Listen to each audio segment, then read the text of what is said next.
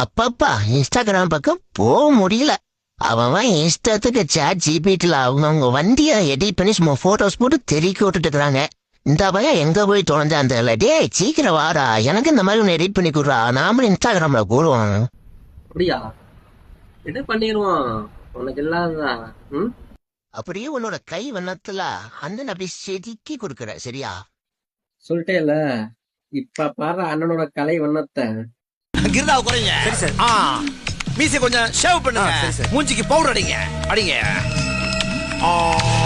Sir பாருங்க sir. அடே உன் கலைவனத்தை கொண்டு போய் கத்தையில வைக்க நம்ம ஒண்ணு கேட்டா நம்மளே அசந்து போற அளவுக்கு பண்றதுல ஒன்னு அடிச்சுக்க ஆளே கிடையாடா. நல்லா கண்ணை தொடர்ந்து பாடுறா, நான் தமிழ்நாட்டுக்காரன்டா, என்னையே எடிட் பண்ணி கொடுறானா வேற எவனையோ கேரளாக்காரன் எடிட் பண்ணி கொடுத்துருக்குறேன். ஏடா உன்னை வச்சு ஒரு காயம் பண்ண முடியாதா?